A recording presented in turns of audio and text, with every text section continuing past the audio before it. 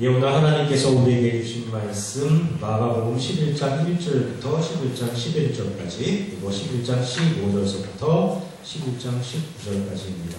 오늘 하나님 말씀 두 군데 보시겠습니다. 마가복음 11장 1절부터 11절까지 그리고 11장 15절로부터 11장 19절까지입니다. 다 찾으셨으면 아멘 하시겠습니다. 다 같이 합독하겠습니다. 그들이 예루살렘에 가까이 와서 감람산 벳바게와 베다니에 이르렀을 때에 예수께서 제자 중 둘을 보내시며 이르시되 너희는 맞은편 마을로 가라. 그리로 들어가면 곧 아직 아무도 타보지 않은 나귀 새끼가 메어있는 것을 보리니 풀어 끌고 오라. 만일 누가 너희에게 왜 이렇게 하느냐 묻거든 주가 쓰시겠다 하라. 그리하면 즉시 이리로 보내리라 하시니 제자들이 가서 본즉 나귀 새끼가 문 앞 거리에 메어있는지라. 그것을 푸니 거기 서 있는 사람 중 어떤 이들이 이르되 나귀 새끼를 풀어 무엇 하려느냐 하매 제자들이 예수께서 이르신 대로 말하는데 이에 허락하는지라. 나귀 새끼를 예수께로 끌고 와서 자기들의 겉옷을 그 위에 얹어 놓음에 예수께서 타시니 많은 사람들은 자기들의 겉옷을 또 다른 이들은 들에서 된 나뭇가지를 길에 펴며 앞에서 가고 뒤에서 따르는 자들이 소리 지르되 호산나 찬송하리로다 주의 이름으로 오시는 이여 찬송하리로다 오는 우리 조상 다윗의 나라여 가장 높은 곳에서 호산나 하더라. 예수께서 예루살렘에 이르러 성전에 들어가사 모든 것을 둘러보시고 때가 이미 저물매 12제자를 데리시고 베다니에 나가시니라. 15절 그들이 예루살렘에 들어가니라. 예수께서 성전에 들어가사 성전 안에서 매매하는 자들을 내쫓으시며 돈 바꾸는 자들의 상과 비둘기 파는 자들의 의자를 둘러보시며 아무나 물건을 가지고 성전 안으로 지나다니기를 허락하지 아니하시고 이에 가르쳐 계시되 기록된 바 내 집은 만민이 기도하는 집이라 칭함을 받으리라고 하지 아니하였느냐. 너희는 강도의 소굴을 만들었도다 하시매 대제사장들이 듣고 예수를 어떻게 죽일까 하고 꾀하니 이는 무리가 다 그의 교훈을 놀랍게 여김으로 그를 두려워하니라. 그리고 날이 저물매 그들이 성 밖으로 나가더라.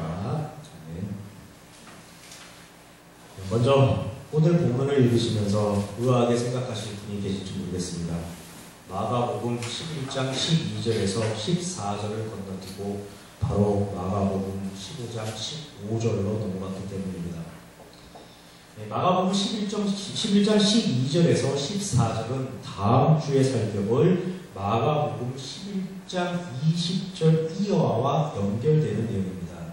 그래서 건너뛴 것이니까 혹시 이 내용이 너무 어려워서 은근슬쩍 넘어간 건 아닐까 그런 오해 없으시기를 먼저 부탁드립니다.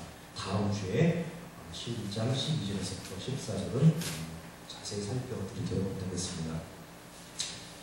지난 3월부터 마가복음 강의 설교를 시작한 게 지금까지 마가복음 11장까지를 살펴보았습니다. 이제부터는 마가복음 12장부터 16장까지 5장을 살펴보게 됩니다. 그런데 재미있는 사실은 그동안 우리가 7달에 걸쳐서 살펴본 마가복음 11장까지의 내용은 3년여에 해당하는 예수님의 사역을 기록한 것인데 반해서 앞으로 살펴볼 5장은 딱 일주일 동안 벌어진 내용이라는 것입니다. 즉 예수님께서 예루살렘에 입성하시고 십자가에 달려 죽으시고 부활하시기까지 일주일 동안 행하셨던 행적과 말씀을 기록하고 있습니다. 물론 부활하신 이후의 행적이 조금 기록되어 있기는 하지만은 일주일 동안 벌어진 일의 기록이라고 해도 거의 무방합니다. 왜 마가는 이처럼 일주일이라는 짧은 기간 동안의 행적에 대해서 전체 마가복음의 3분의 1에 해당하는 긴 분량으로 기록을 하였을까요? 물론 마가뿐만이 아닙니다. 마태도 마찬가지입니다. 마태복음이 전체 28장인데 21장부터 28장까지 무려 8장에 걸쳐서 예수님의 일주일 사역을 기록합니다. 기록하고 있습니다. 누가복음도 마찬가지입니다. 누가복음도 모두 24장인데 6장에 걸쳐서 예수님의 사역을, 일주일간의 사역을 기록하고 있고, 요한복음은 한숨 더 떠서 전체 21장 중에서 10장을 무려 이 기간에 할애하고 있습니다. 왜 복음서 저자들은 한결같이 예수님의 이 땅에서의 마지막 일주일 사역에 이처럼 초점을 맞추고 있는 것일까요? 그 이유는 그동안 행하셨던 예수님의 모든 사역이 참 메시아로서, 그리고 참 그리스도로서, 하나님의 아들로서 육신을 입고 이 땅에 오신 하나님으로서 행하셨던 것임을 확증해주기 위해서입니다. 그동안 행하셨던 예수님의 모든 말씀, 예수님의 모든 행동이 결국은 십자가 사역으로 연결되고, 그 십자가 사역으로 인해서 예수님이 바로 하나님이심을, 그리고 하나님께서 모든 사람의 문제, 즉 죄의 문제를 해결해 주셨다는 것을 확증해 주기 위해서입니다. 다시 말해서 지금까지 행하셨던 예수님의 모든 말씀과 모든 행동이, 예수님께서 행하셨던 모든 사역이 십자가 사건으로 성취된다는 것을 강조하고 있는 것입니다. 예수님 사역 당시에 많은 사람들은 구약에서 예언된 메시아가 올 것을 학수 기대하고 있었습니다. 그러나 그 누구도 예수님이 바로 그 메시아인 줄을 알아차리지는 못했습니다. 정치, 경제, 사회, 문화, 종교적으로 집권층이었던 바리새인과 서기관들도 알지 못했고, 일반 백성들은 두말할 나위 없이 전혀 알아차리지 못했고, 심지어 제자들마저도 예수님의 존재에 대해서 전혀 인식하지 못했습니다. 존재에 대한 정확한 인식이 없으니까 예수님께서 행하시는 말씀과 예수님께서 행하시는 행동에 대해서도 그들은 전혀 이해하지 못했습니다. 이처럼 무지한 백성들을 향해서 예수님께서 하실 수 있는 일은 무엇입니까? 오로지 가르치는 일뿐이었습니다. 말씀을 행하고 치유를 행하고 이적을 행하시면서 자신이 어떤 존재인지를 사람들로 알게 하시기 위해서 많은 수고를 하셨습니다. 가르치시고 치유하시고 전파하시면서 하나님 나라의 원리와 가치를 사람들로 깨닫도록 하기 위해서 정말로 많은 애를 쓰셨습니다. 그렇지만 아무 소용이 없었습니다. 사람들은 그저 자신들이 직면한 그런 여러 가지 삶의 문제를 해결받는 데에만 급급했고, 일단 해결을 받으면 그것으로 끝이었습니다. 급기야 예수님은 자신이 어떤 존재인지, 그리고 이 땅에 왜 오셨는지를 보다 구체적으로, 보다 상세하게 제자들에게 설명해 주시기에 이르렀습니다. 그 내용이 지난 몇 주간에 걸쳐서 살펴본 예수님의 죽음과 부활에 관한 예고였습니다. 3번에 걸쳐서 십자가 사역에 대해서 말씀을 해주셨고, 아주 친절하게도 여러 사례들을 통해서 예수님 자신의 존재, 그리고 예수님께서 행하실 십자가 사역의 의미, 그리고 그 십자가 사역의 결과로 인해서 어떤 일이 이루어질 것인가를 제자들에게 아주 상세히 가르쳐 주셨습니다. 그러나 제자들 역시 전혀 알아듣지 못했습니다. 소비의 경이 끼었습니다. 제자들은 온통 예루살렘 입성을 앞두고서 누가 더 큰 상급을 받을 것인가에만 관심을 가지고 있었습니다. 서로 누가 더 큰 자인지 다툼을 하고, 자신들을 따르지 않는 사람들에 대해서는 그들에게 배타적으로 맞서며 경계하게 이르렀고, 심지어 야고보와 요한은 자신들이 원하는 말을 예수님 앞에서 아주 구체적으로, 아주 당당하고 떳떳하게 요구하기도 했습니다.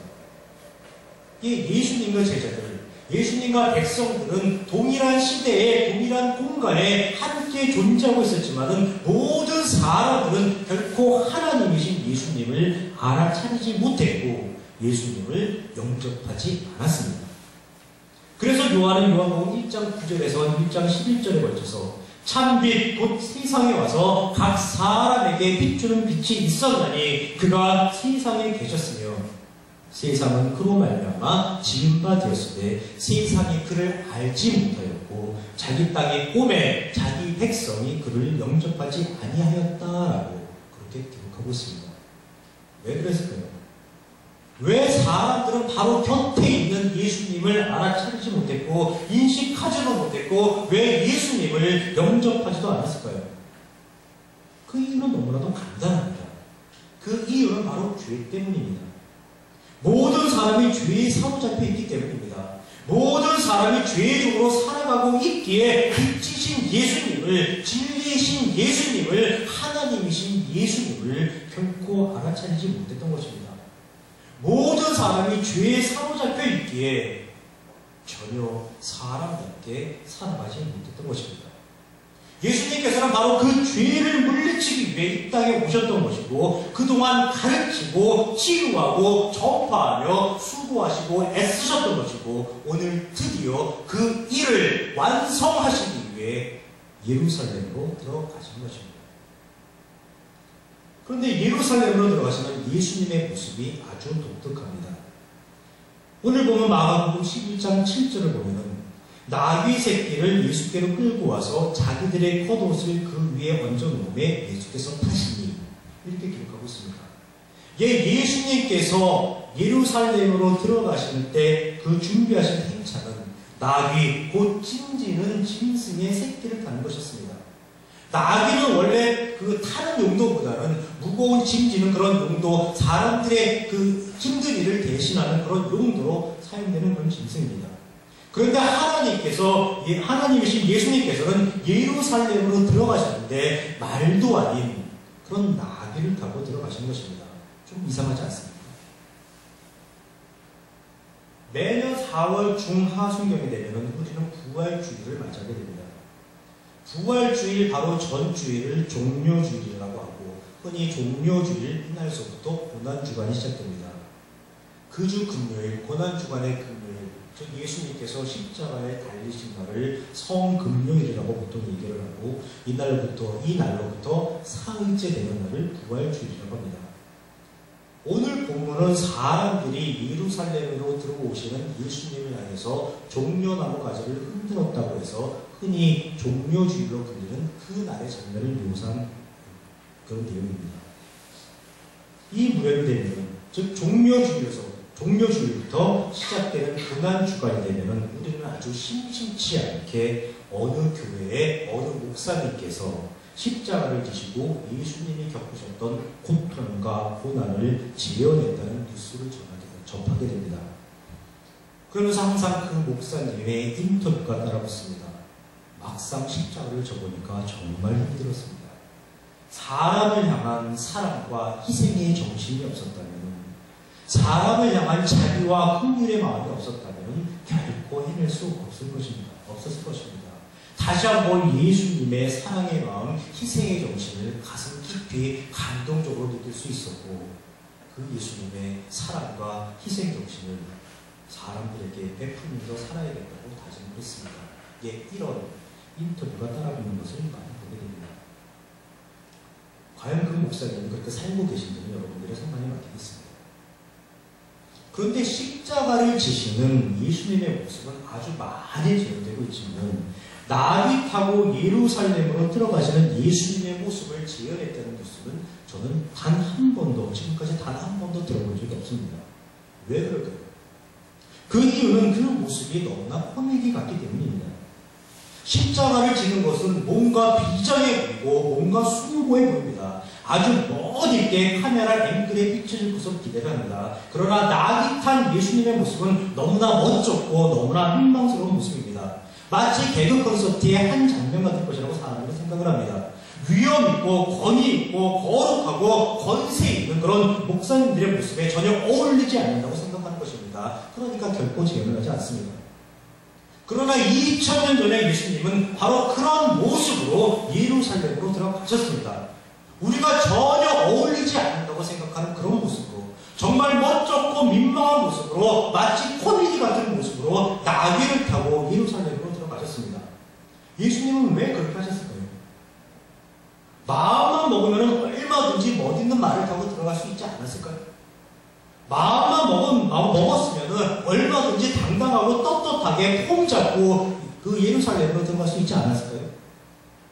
그런데 예수님께서는 그렇게 하지 않으셨습니다. 왜 그랬을까요? 예수님의 행동은 결코 우연한 행동이 절대로 아닙니다. 예수님의 행동은 결코 돌발적인 행동이 아닙니다. 예수님의 행동은 결코 누군가에게 무엇을 보여주기 위한 그런 퍼포먼스가 절대로 아닙니다. 모두가 예수님의 진심이고 예수님의 일상적인 행동입니다. 또한 예수님의 행동은 어떤 피치 못할 그런 행동이 아닙니다. 피치 못할 행동으로 나귀를 타신 것이 아닙니다. 아무 대안이 없는 상황에서 말을 구할 수 없었기에 나귀를 타고 들어가요. 그럼 감수할 수밖에 없는 그런 행동이 아닙니다. 전적으로 예수님의 자발적인 행동이었고 원래부터 이 행동은 예언되어 있었던 것입니다. 그 증거가 구약 성경 스가랴 9장 9절입니다. 이렇게 기록되어 있습니다. 시온에 따라 크게 기뻐할지어다. 예루살렘에 따라 즐거이 부를지어다. 보라, 내 왕이 내게 임하시나니 그는 공의로우시며 구원을 베푸시며 겸손하여서 나귀를 타시나니 나귀의 작은 것 곧 나귀 새끼니라.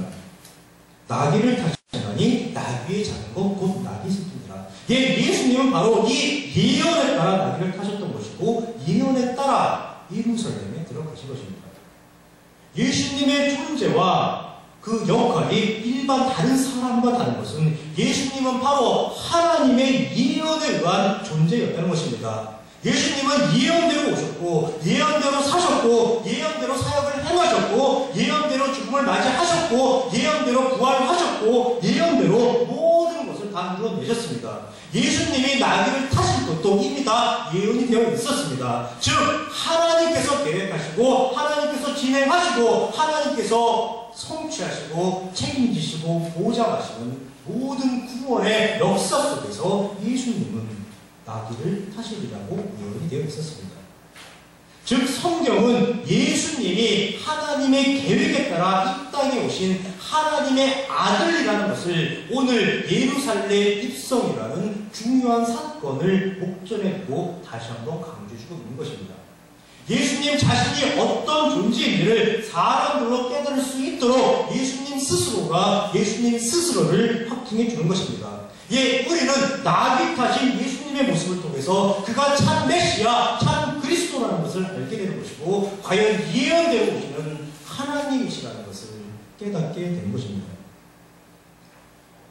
조금 전 인용한 스가랴 9장 9절 말씀을 한 번 더 살펴보겠습니다.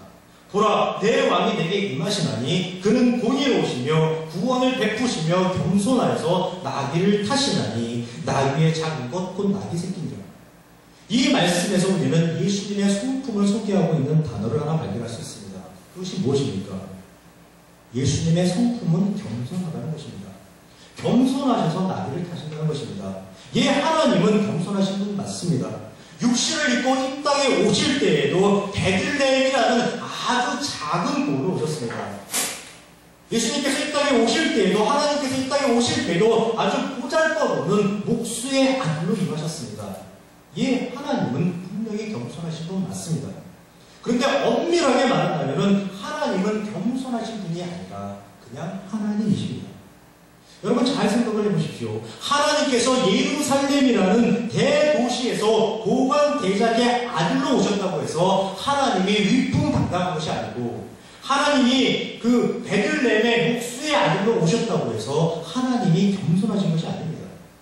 하나님이 백마를 타고 가신다고 해서 위풍당당한 것이 아니고 하나님께서 나귀를 타셨다고 해서 하나님께서 겸손하신 것이 아닙니다. 하나님은 원래 하나님이시기에 백마를 타셔도 하나님이시고 나귀를 타셔도 하나님이십니다. 하나님은 원래 하나님이시기에 예루살렘에서 태어나셔도 하나님이시고 베들레헴에서 태어나셔도 하나님이십니다. 하나님은 원래 하나님이시기에 도관 대장의 아들로 태어나셔도 하나님이시고 목수의 아들로 오셨어도 하나님이십니다. 다시 말해서 하나님께서는 겸손하셔서 나귀를 타시는 것이 아니라 하나님이시기에 나귀를 타시는 것입니다. 즉 스가랴 9장 9절 말씀은 겸손하다는 하나님의 성품을 강조하는 것이 아니라 나귀를 타시는 예수님, 나귀를 타시는 하나님, 바로 그 하나님을 강조하고 있는 것입니다.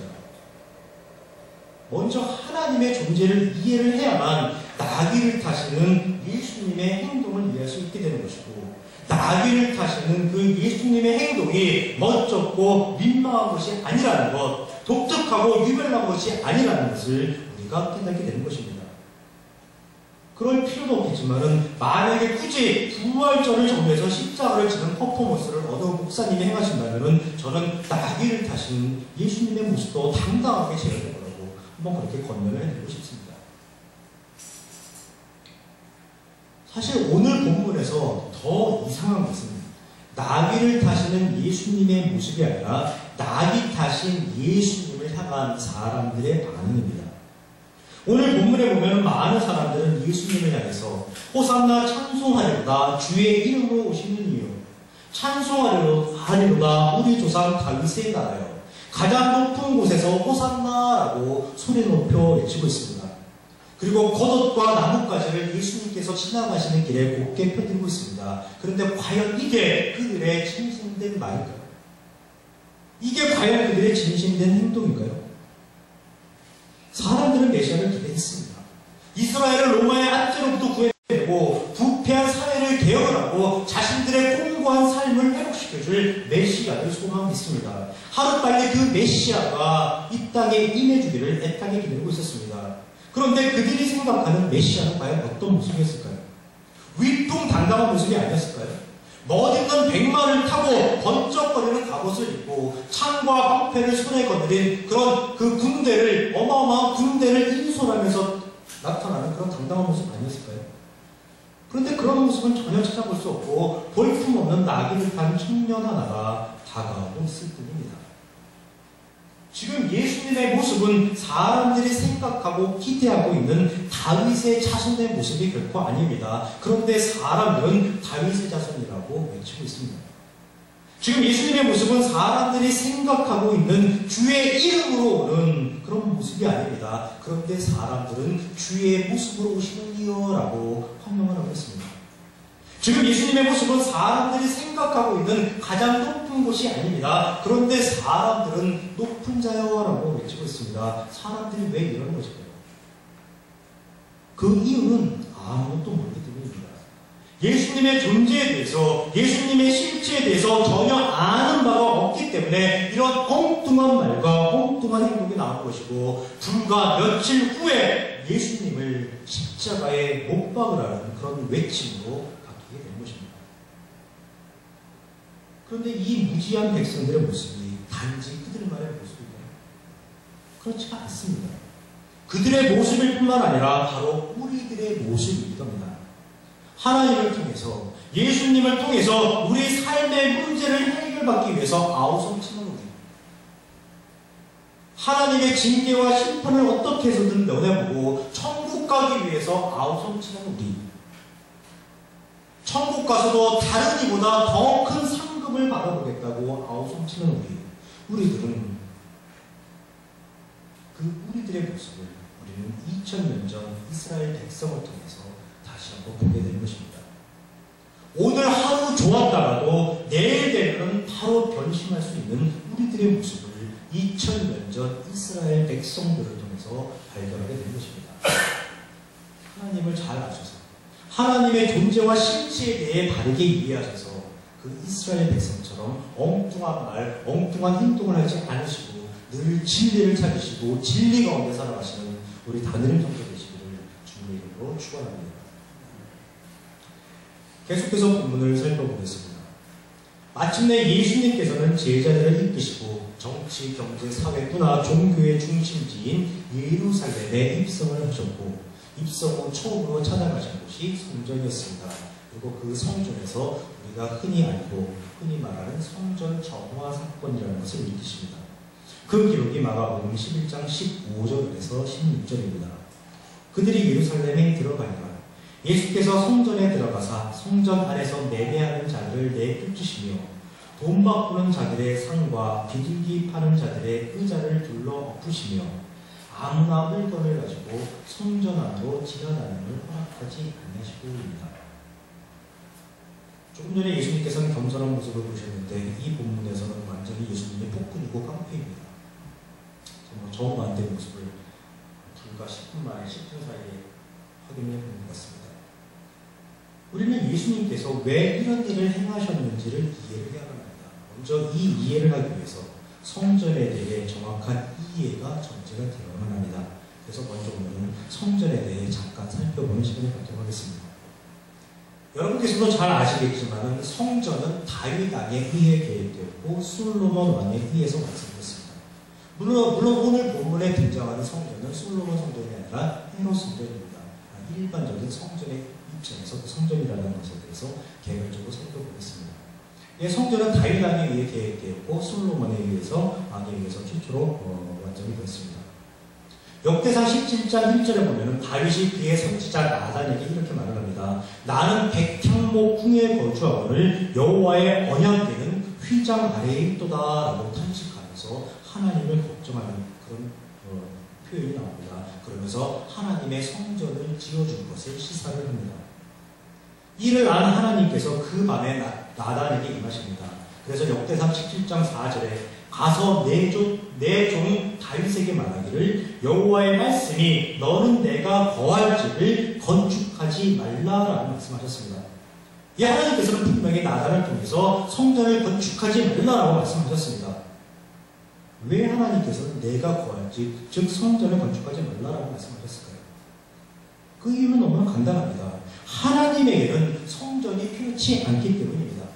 하나님은 영이신 존재이기 때문에 하나님은 영이시기 때문에 하나님께서 거할 집은 결코 필요치 않은 것입니다.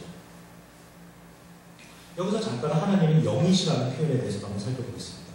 우리는 하나님은 영이시다 이런 표현을 참으로 많이 쓰고 있습니다. 하나님은 영이시라는 이 표현에 대해서 그런데 아주 심각한 오해를 하고 있습니다. 예를 들어서 우리는 우리의 몸이 영과 육으로 이루어져 있다고 생각을 합니다.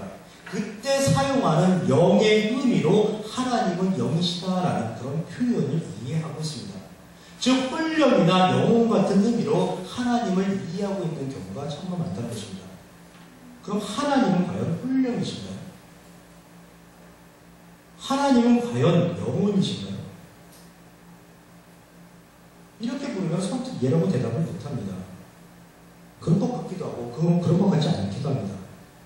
하나님은 영이시라는 표현은 하나님이 혼령이나 영혼 같은 의미의 어떤 영적인 존재라고 정의를 하고 있는 것이 결코 아닙니다. 이 표현은 하나님은 육, 즉 몸의 형체를 가지고 있지 않은 분이라는 의미로 사용을 하는 것입니다. 형체를 가지고 있지 않은 존재에 대해서 사람이 표현할 수 있는 방법 없습니다. 아무런 모습을 가지고 있지 않은 그런 존재에 대해서 그 존재를 설명할 수 있는 방법 없습니다. 아무런 모습을 가지고 있지 않은 그런 존재에 대해서 그 존재를 다른 사람에게 설명하고 설득할 수 있는 방법 전혀 없습니다.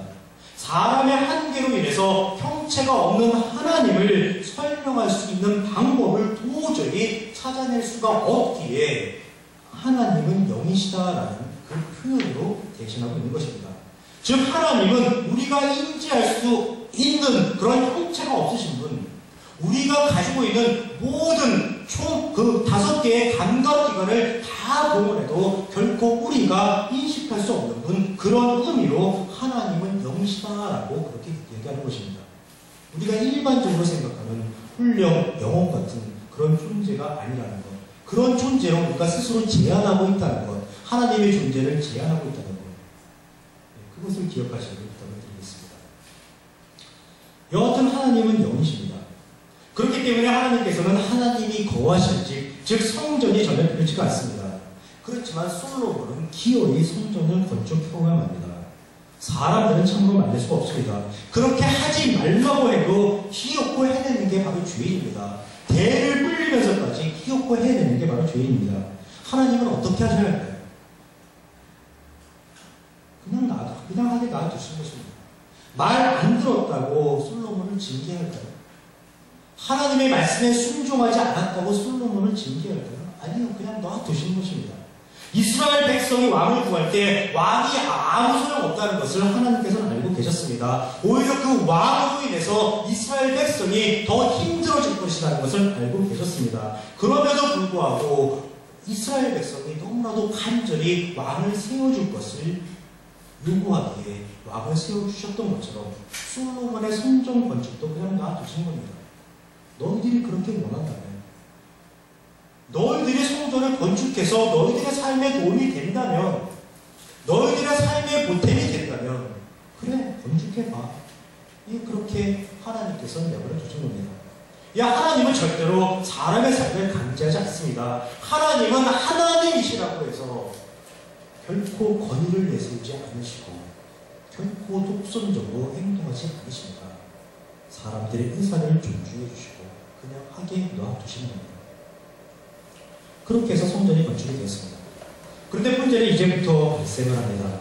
하나님을 향한 모든 신앙생활이 성전을 중심으로 한 형식적인 종교 행위로 변질되기 시작해버립니다. 그리고 성전을 관리하고 성전을 책임지는 사람들이 국가의 중요 계급으로 성장하게 되고 그들은 시간이 흐르면서 점차적으로 부패와 타락의 길로 들어서게 됩니다. 그 실상을 아주 적나라하게 보여주는 표현이 예레미야 7장 8절로 11절입니다. 이렇게 기록이 되어 있습니다. 보라, 너희가 무익한 거짓말을 의존하는도다. 너희가 도둑질하며 살인하며 간음하며 거짓 맹세하며 바알에게 분향하며 너희가 알지 못하는 다른 신들을 따르면서 내 이름으로 일컬음을 받는 이 집에 들어와서 내 앞에 서서 말하기를 우리가 구원을 얻었나이다 하느냐. 이는 이 모든 가증한 일을 행하려 합니다. 내 이름으로 일컬음을 받는 이 집이 너희 눈에는 도둑의 소굴로 보이느냐. 보라, 나 곧 내가 그것을 보았노라. 여호와의 말씀입니다. 하나님의 반대에도 불구하고 사람들은 성전을 짓습니다. 하나님께서는 결국은 사람들의 고집을 꺾지 않으셨습니다. 그리고 사람들은 하나님은 그렇게 용인해 주셨습니다. 그렇다면 사람들은 성전을 지었습니다. 그렇다면 성전은 어떤 곳이어야만 합니까? 백성들이 하나님을 만나는 곳이어야만 합니다. 백성들이 하나님의 위로를 받는 곳이어야만 합니다. 백성들이 하나님을 배우는 곳이어야만 합니다. 백성들이 이런저런 이유로 세상 속에서 죄를 지었을 때 그 죄의 사함을 받고 치유함을 받아야만 합니다. 백성들이 하나님을 체험하고 하나님의 사람으로 거듭나야만 하는 것입니다. 그런데 성전에서 그런 기능을 찾아볼 수가 없습니다. 세상 속에서 도둑질하고 살인, 간음, 거짓 등 온갖 잘못을 저지르고 심지어 바알 같은 다른 신을 섬기면서도 정작 성전에 들어와서는 하나님 용서해 주시옵소서, 구원을 베풀어 주시옵소서. 그저 형식적인 종교 행위만 일삼으며 하나님을 기만하고 있는 것입니다. 또 성전을 관리하고 책임지는 사람들은 그런 무지한 백성들에게 하나님을 가르쳐서 바른 길로 인도하는 것이 최소한의 도리일 텐데 오히려 그들을 착취해서 경제적 부를 이루어 나가는 데에만 관심을 갖습니다. 성전이 성전으로서의 모든 기능을 상실한 것입니다. 그리고 그러한 모습이 예수님께서 사역하시던 이 당시까지 그대로 유지되고 있는 것입니다. 이런 성전에 대한 간단한 배경을 다시 살펴보겠습니다. 마가복음 11장 15절에서 16절입니다. 그들이 예루살렘에 들어가니라. 예수께서 성전에 들어가사 성전 안에서 매매하는 자들을 내쫓으시며 돈 받던 자들의 상과 비둘기 파는 자들의 의자를 둘러 엎으시며 아무나 물건을 가지고 성전 안으로 지나다님을 허락하지 아니하시고 레위기에 보면 하나님 앞에 나올 때에는 각종 재물을 가지고 나오라고 되어 있습니다. 그런데 더욱 중요한 것은 만약 재물이 없으면 그냥 와도 된다는 것입니다.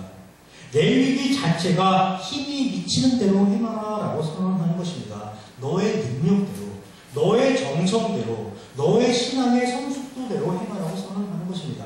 그것이 하나님의 마음이요, 하나님의 심정이요, 하나님의 원리입니다. 제사는 하나님을 위한 것이 아니라 사람 스스로를 위한 것이기 때문에 제사로 인해서 사람이 힘들어지면 결코 안 되는 것입니다. 그런데 사람들은 하나님의 이러한 원리를 왜곡해버립니다. 그 근본 정신을 잊어버리고 자기들 편한 대로만 해석을 해냅니다. 능력대로, 정성대로, 성숙도대로 준비하는 것이 아니라 자기 마음대로, 자기 기준대로, 자기 정한 바대로 준비합니다.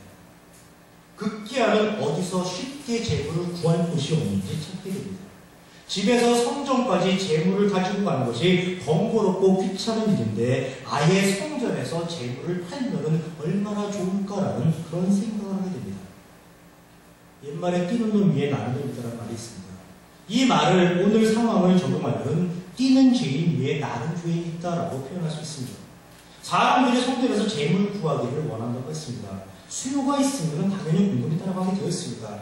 재물 사기를 원하는 자가 있기에 재물을 파는 자가 당연히 생기기 마련입니다. 그리고 그런 행위가 공공연한 그런 행위로 바뀌게 되고 시간이 흐르면서 아예 하나의 제도로 자리를 잡아갑니다. 그리고 그 제도를 악용해서 아예 돈벌이에 나서는 사람들이 생기게 된 것입니다.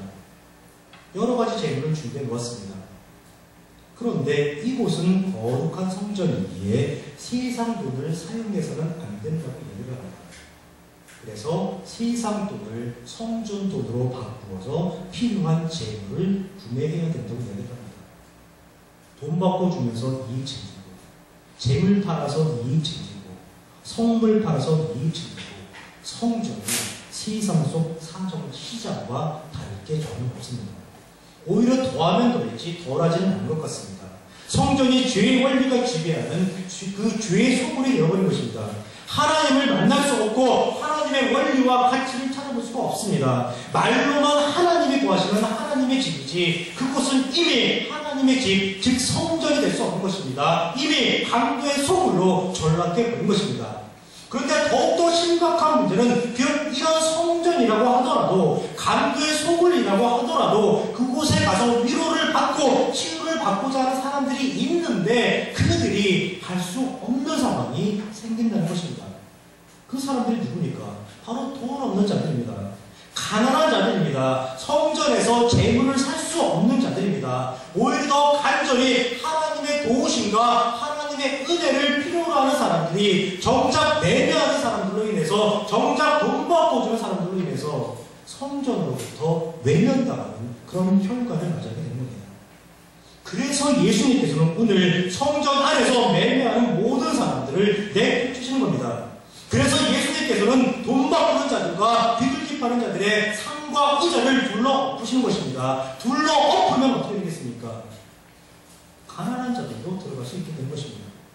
돈 없는 자들도 성전에 들어갈 수 있게 되는 것입니다. 즉 아무나 성전에 들어갈 수 있게 되는 것입니다. 말 그대로 만들어지게 되는 것입니다. 지금 예수님은 성전을 깨끗하게 청소하는 게 아니라 성전을 깨끗하게 정화하는 것이 아니라 성전의 원래 기능을 회복시키려는 그 일을 하고 계십니다. 그래서 이어지는 말씀이 마가복음 11장 17절 내 집은 만민이 기도하는 집이라 라고 예수님은 이사야 말씀을 인용하시는 것입니다. 이사야 56장을 보시면은 이스라엘 백성을 비롯한 사람들의 불의와 악행을 하나님께서 책망하시면서 하나님께서 백성들에게 정의를 지키고 의를 행하라고 권고하시는 그런 장면이 나옵니다. 결국 하나님께서는 각 곳에서 이방인들에게 그 은혜를 줄 것이고 그들로 하여금 하나님과 연합이 되게 하고 그들로 하여금 하나님의 말씀대로 순종하게 하고 하나님의 성전으로 나오게 하겠다고 하나님께서 선언하십니다. 이때 이사야의 말씀의 포인트는 성전은 만민의 집이라는 것입니다. 하나님의 집은 바로 만민이 오는 집입니다. 누구나 오는 집입니다. 아무나 오는 집입니다. 자격과 조건을 따지지 않습니다. 하나님의 은혜를 필요로 하는 자는 하나님의 도움을 필요로 하는 자는 누구나 오는 집에만 합니다. 즉 예수님께서는 매매하는 자들을 내쫓고 돈 바꾸는 자들과 재물을 파는 자들의 상과 의자를 둘러 엎으시면서 누구나 찾아올 수 있는 집, 누구나 올 수 있는 집, 즉 만민의 집으로 성전의 원래 기능을 지금 회복하신 것입니다.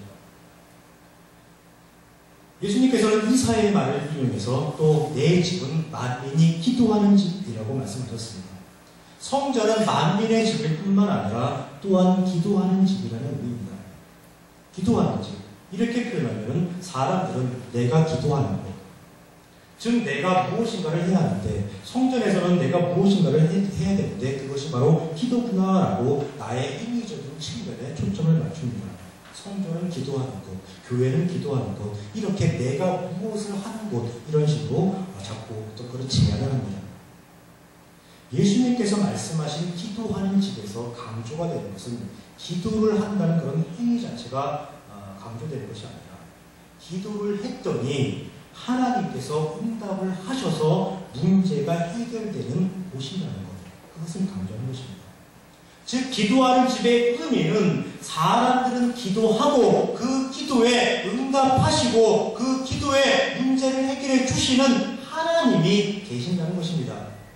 사람들의 기도를 들으시고 그 기도에 응답하셔서 사람의 문제를 해결해 주시는 하나님, 그 하나님이 강조되는 것이고 그 하나님 계신 곳이 바로 성전이라는 것입니다. 이 기도가 중요한 것이 아니고 하나님이 계신다. 하나님이 강조가 되는 겁니다. 사람들은 죄사함을 받기 위해서 성전에 나가 제사를 드립니다. 이때도 마찬가지입니다.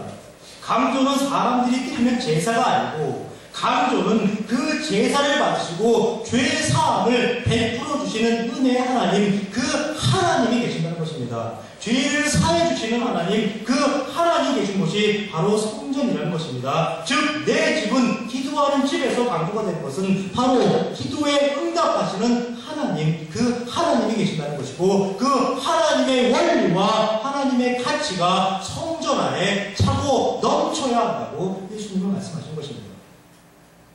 그런데 지금 성전의 모습은 어떻습니까? 지금 성전으로 나오는 자들은 기도를 했습니다. 기도를 했더니 그들의 문제가 해결이 되었을까요? 기도를 했더니 그들에게 치유와 회복이 임했을까요? 성경은 그렇지 않다고 이야기를 합니다. 오늘 보면 마가복음에는 기록되어 있지는 않지만은 유사한 내용이 기록된 마태복음을 보면은 아무런 해결이 일어나지 않았다는 것을 시사하는 표현이 있습니다. 마태복음 21장 13절에서 14절에 기록된 내용을 제가 한번 읽어드리겠습니다. 13절 그들에게 이르시되 기록된 바 내 집은 기도하는 집이라 일컬음을 받으리라 하였거늘 너희는 강도의 소굴을 만드는도다 하십니다. 오늘 우리가 읽었던 마가복음 내용과 다르지 않습니다. 그리고 이 13절에 이어서 바로 등장하는 내용이 14절입니다. 맹인과 저는 자들이 성전에서 예수께 나아오매 고쳐주시니입니다. 맹인과 저는 자들이 성전에서 예수께 나아오자 예수님께서 고쳐주셨다고 기록을 하고 있습니다. 그런데 맹인과 저는 자들이 오늘 하루만 성전에 나갔을까요? 맹인과 저는 자들이 예수님께서 성전을 방문하시는 그 날에 맞춰서 맹인과 그 저는 자가 딱 맞춰서 나왔을까요? 아닐 것입니다. 그들은 매일 성전에 나왔을 것입니다. 먹고 살기 위해서 구걸하려고 매일 길거리에 앉아있던 것처럼 똑같이 일정한 시간이 되면은 치유를 받기 위해서 매일 성전에 나왔을 것입니다.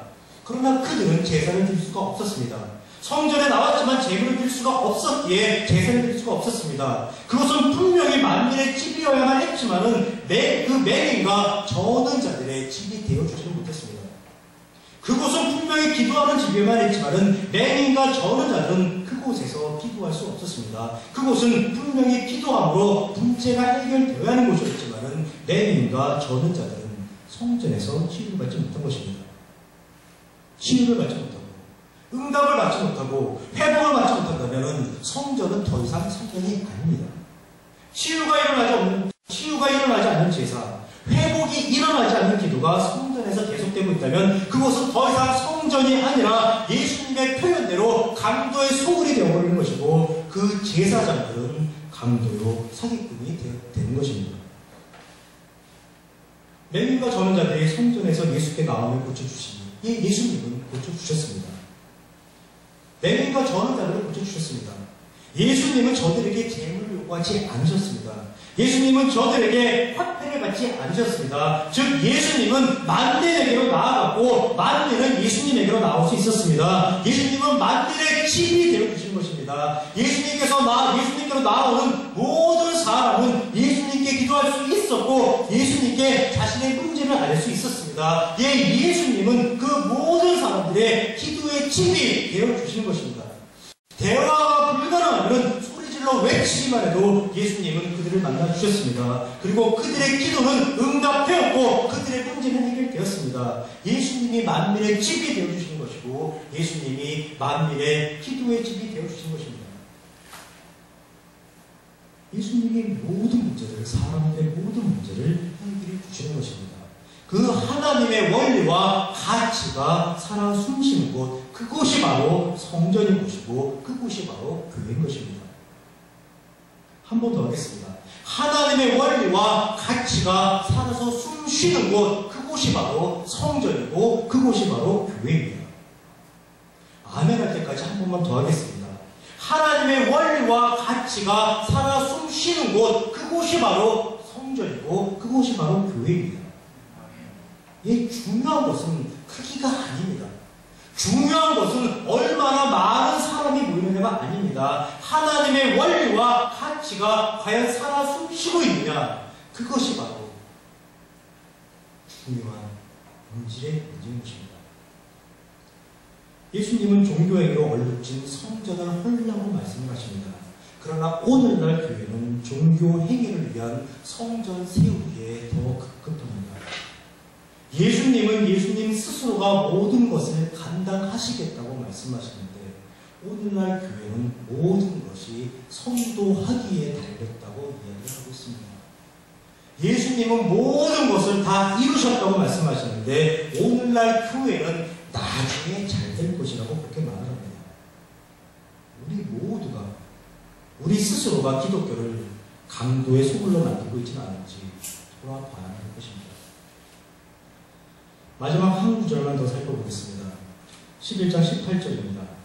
대제사장들과 서기관들이 듣고 예수를 어떻게 죽일까 하고 깨하니 이는 무리가 다 그의 교훈을 놀랍게 여김으로 그를 두려워함이로다. 두 부류의 반응이 나타납니다. 한 부류는 예수님의 교훈을 놀랍게 여기는 무리이고 또 한 부류는 그 무리들의 반응을 보고 예수님을 두려워해서 예수님을 어떻게 죽일까 모의하는 대제사장들과 서기관들입니다. 무리가 다 그의 교훈에 놀랐다고 이야기를 합니다. 무리는 어떤 교훈을 놀랐을까요? 내 집은 만민의 집이라는 예수님 말씀의 의미를 저들이 알아들었을까요? 내 집은 기도하는 집이라는 예수님의 말씀의 의미를 그 무리들은 이해를 했을까요? 그렇지 않습니다. 그들이 이 말씀의 의미를 듣고 이해를 했다면 이 날로부터 불과 며칠 후 예수님을 십자가에 못 박으라고 소리치지 않습니다. 예수님 대신 바라바를 내어달라고 바라바를 살려주라고 그렇게 주장하지 않습니다. 이들이 놀랍게 여기는 것은 매매하는 자들을 내쫓고 돈 바꾸는 자들과 비둘기 파는 자들의 상과 의자를 둘러 엎으시는 예수님의 행동입니다.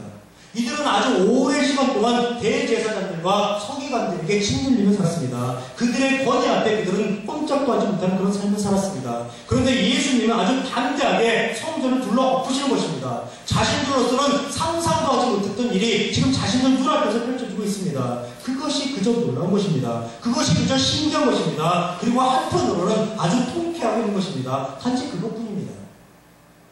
그럼 대제사장들과 서기관들은 어떨까요? 그들의 관심은 예수님께서 말씀하신 내 집은 만민이 기도하는 집, 그 말씀의 의미를 파악하는 데 있지 않습니다. 그들의 1차적인 관심은 오로지 자신들의 안위입니다. 자신들의 권위와 자신들의 권력과 자신들의 권세의 유지입니다. 그런 생각을 가지고 있는 자들이 두려워하는 존재는 정작 예수님이 아닙니다. 예수님 자체보다도 예수님을 바라보고 놀라워하며 신기해하고 통쾌해하며 동요하고 있는 무리들입니다. 아무리 예수님이 뛰어난 존재라고 하더라도 무리들이 아무런 반응을 하지 않으면 대제사장들과 서기관들은 예수님에 대해서 걱정할 필요가 전혀 없습니다. 그냥 내버려두면 혼자서 저러다가 제 뿔에 찢기겠거니 생각하거나 붙잡아서 매질 몇 대 하고 내쫓아버리면 끝입니다. 그러나 무리가 동요하기에 대제사장들과 서기관들은 예수님을 두려워하게 되는 것이고 그 두려움의 근원이 되는 예수님을 어떻게 죽일까 그 방도를 모의하는 것입니다. 그리고 그 예수님을 죽이는 일에 앞장서드는 존재가 누굽니까? 바로 오늘 놀라고 신기해하고 통쾌했던 그 생각 없는 무리들이 예수님을 죽이는 일에 앞장서게 되는 것입니다. 제발 이런 무리들과 같은 존재가 되지 않으시길 주님의 이름으로 부탁을 드립니다. 말씀을 정리하겠습니다. 오늘 예수님은 예루살렘에 입성하셨습니다. 그리고 그 예루살렘에서 1차적으로 행하신 일이 성전의 기능 회복이었습니다. 성전의 기능 회복은 특별한 것이 아니었습니다. 바로 하나님의 원리와 하나님의 가치를 회복하는 것이었습니다. 사도 바울은 고린도전서 3장 16절에서 너희는 너희가 하나님의 성전인 것과 하나님의 성령이 너희 안에 계시는 것을 알지 못하느냐라고 말씀하셨습니다. 즉 우리 스스로가 하나님의 성전이라고 말씀하셨고 하나님의 성령이 우리 안에 함께 하고 계신다고 말씀하셨습니다. 그런데 우리 모두가 온전한 하나님의 성전인지 돌아봤으면 좋겠습니다. 내 안에 하나님의 원리와 가치가 온전하게 작동하고 있는지 우리 스스로를 한번 돌아봤으면 좋겠습니다. 나 스스로가 기준이 되어 있지는 않은지, 나 스스로의 유익과 이익만을 추구하고 있지는 않은지, 오직 나의 의의를 드러내기 위해서 우리가 몸부림치고 있는 것은 아닌지, 우리 스스로의 신앙을 돌이켜보는 그런 한